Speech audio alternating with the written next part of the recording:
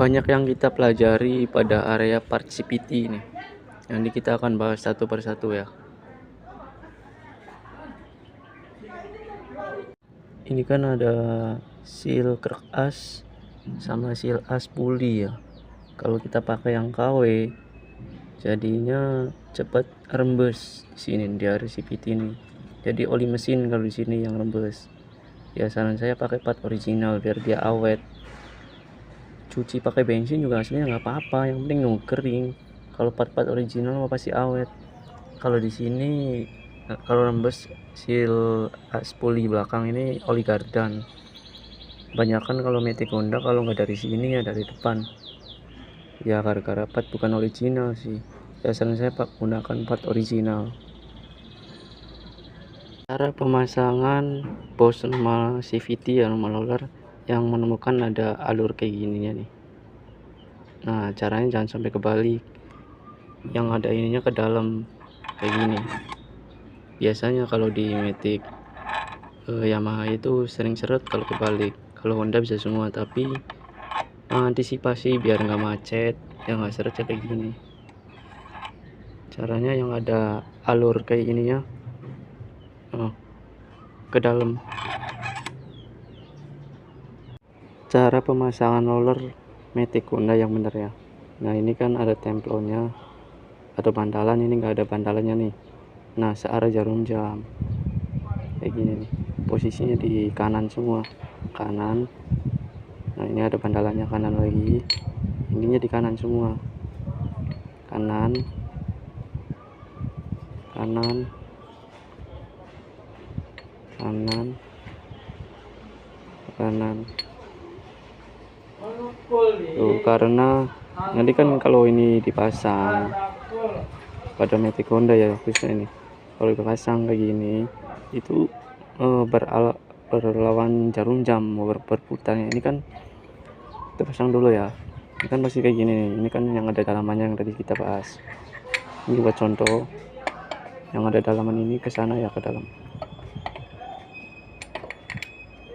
Nah jadi ini berputarnya itu biar tuh, ini kan berputarnya kayak gini guys. Jadi kan si bandalan itu biar aman, roller nggak cepet peang, jadinya nggak tergerus, nggak berlawan jarum jam. Ini kan muternya kayak gini, muter si CVT rumah roller itu tuh.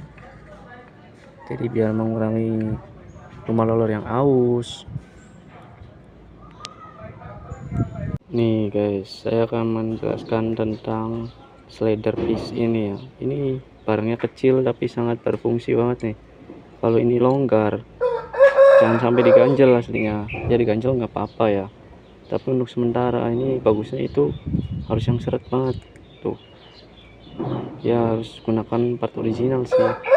Ini fungsinya nih biar si ini naik turun ini nih.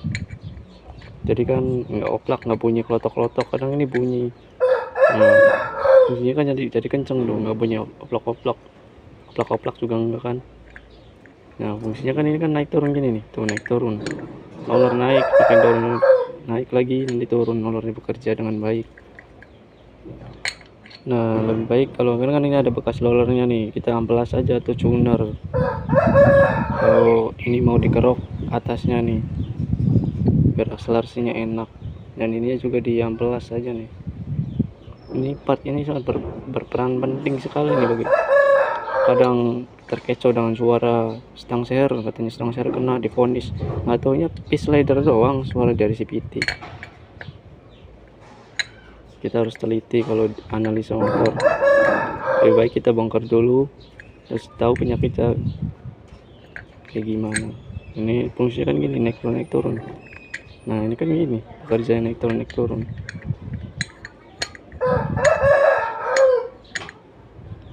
Dan untuk pemasangan V-bel atau fan bel ini yang ada tulisan kayak gininya berhadapan kayak gini, intinya bisa kebaca. Jangan kebalik kayak gini. Ini kan kebalik nih. Ini yang ada tulisannya jangan sampai kayak gini nih. Ini kan kebalik berarti nih. Misalkan kayak gini nih. Tuh yang ada tulisannya bisa kebaca. Nah, dan cara pasangnya kita geser dulu ke sini, geser. Dan ini kan pasti maju nih, geser. Kita pasang kipasnya, pasang. Kalau udah kencengin, ini udah kencengin, ini tarik ke sini buat pasang si puli belakangnya. Nah, terus pasang puli belakangnya ini panbelnya kayak gini, terus kita tarik ya, caranya gini.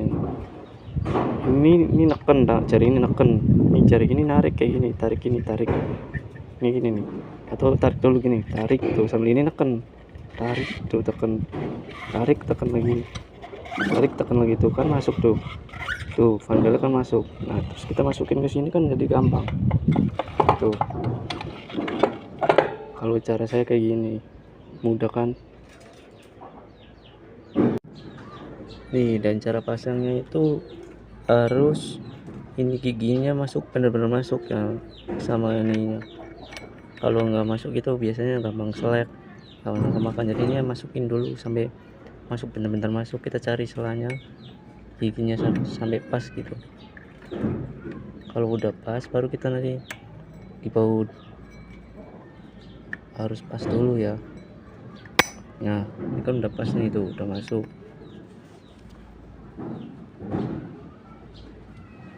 Kalau pasang ringnya, nah, terus pasang ininya ya. Dan pemasangan ini pun biasanya kalau Honda yang masih benar-benar dari ini, di sini ada titiknya, dititikin gitu pas spidol. Ini ada bekasnya kan, ini nggak ada, jadi kayak gini. Nah, cara kalau pasangnya pakai impact, usahakan ini pakai tangan dulu nih, biar nggak aus atau selek. Pakai tangan sampai mentok, nah baru pakai impact biar aman, biar nggak aus. Untuk pasang baut as puli belakangnya nih yang CVT ini, kita kelihatan nih, ini kan rata nih, ini kan rata tuh, yang rata. Dan ini kan ada kayak nggak ratanya gitu. Nah, ini di dalam, kalau yang ini dalam, ini yang di luar, biar nggak cepet goyang, biar nggak goyang intinya. Kalau kebalik nih, yang ada kita nggak goyang, nggak center, yang kena nanti yang bearing bak CVT-nya gampang kena. Kalau ini masang ini kebalik aja nih, ya bearing bak CVT yang kena. Ini jangan sampai kebalik nih. Ini yang rata di luar, yang kayak gini ini di dalam. Tuh, yang ini masangnya di dalam tuh. Ini perbedaannya.